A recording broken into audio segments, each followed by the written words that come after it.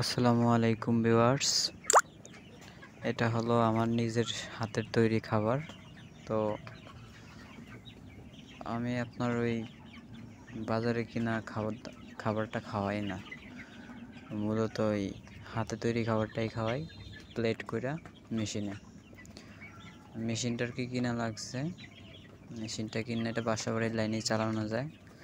তো এটা দিয়েই খাবারটা বানাই। এই বিভিন্ন ফরমেন্টেশন, তারপরে মেডিসিন এবং মেন উপাদান হলো ভুট্টা এবং সোয়াবিন মিল। এই দুটো হলো মেন উপাদান। সোয়াবিন তেল দিতে হয়। তো সব কিছু মিলে খাবারটা নিজেই তৈরি করি। আমার নিজের মুরগিটা আমি নিজেই খাবার তৈরি করে খাওয়াই। এই ভিডিওতে দেখালাম আর কি, যতটুকু পারলাম যে ভিডিওতে কিভাবে খাবারটা বানাই ওইটা দেখাই দিলাম।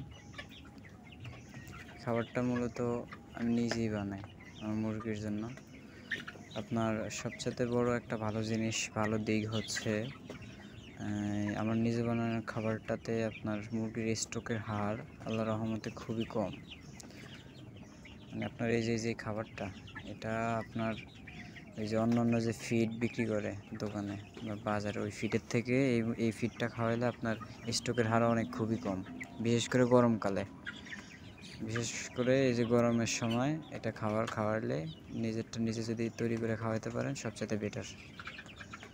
যদি একটু কষ্ট হয় তারপরেও বাজার থেকে 200-300 টাকা সেভ হয় এবং আপনার স্টকের হারটা কমে, এই ইত্যাদি। আচ্ছা, আমার ভিডিওটা যদি ভালো লাগে তাহলে একটা লাইক করে সাবস্ক্রাইব করে রাখুন নতুন নতুন ভিডিও পেতে।